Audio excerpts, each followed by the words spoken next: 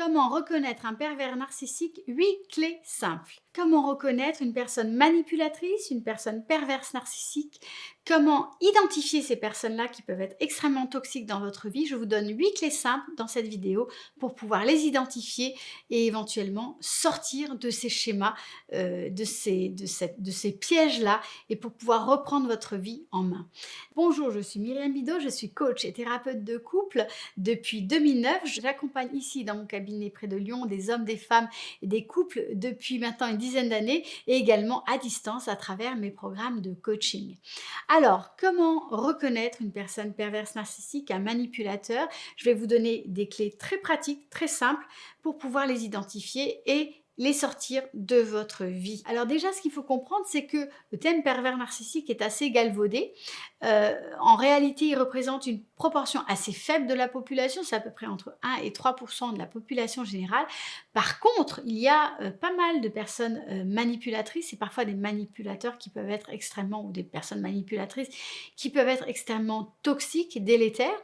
Donc, il ne s'agit pas d'avoir toutes les caractéristiques que je vais vous énumérer, toutes les 8 caractéristiques, toutes les 8 clés, mais il s'agit quand même d'en avoir un certain nombre pour pouvoir identifier ces personnalités-là et éventuellement sortir des mailles du filet. Alors, ce qu'il faut savoir, c'est qu'avec une personne perverse narcissique, le début de la relation est absolument idyllique. Très souvent, ça se passe très très bien. Cette personne-là anticipe, identifie très rapidement vos besoins et vous allez vous retrouver avec une personne qui vous comprend mieux que que vous vous comprenez vous-même. Vous allez vous sentir très bien accueilli, très bien entouré. Enfin, vous allez avoir l'impression d'avoir rencontré une personne idéale, soit le prince charmant, soit une personne complètement, si c'est une femme, une personne qui vous correspond à 100%.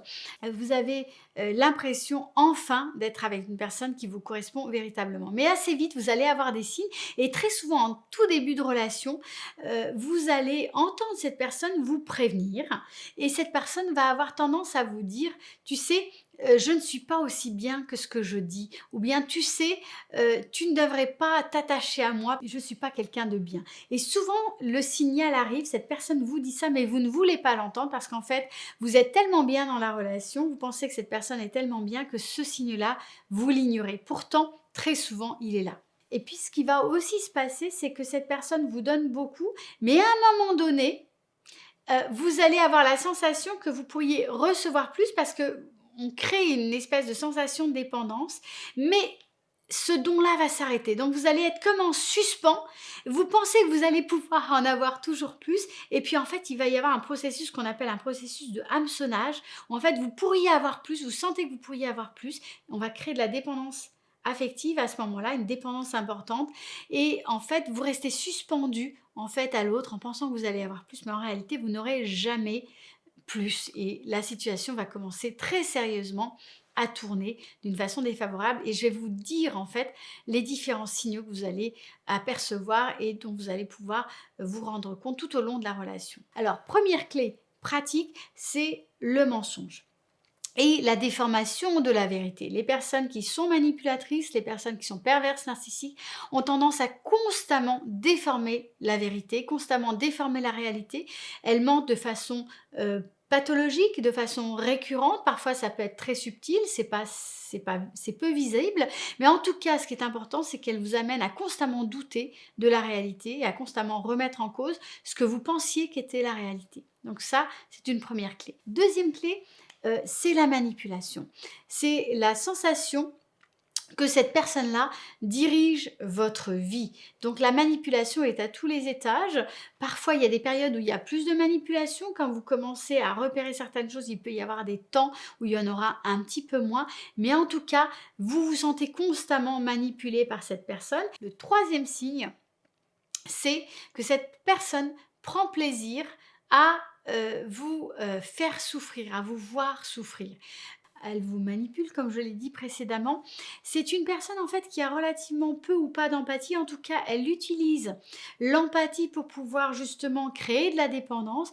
Mais en fait, si vous vous connectez véritablement à votre ressenti, ce que vous allez sentir en face, c'est qu'il y a peu ou pas d'émotion. C'est comme si vous aviez une personne avec une coquille vide.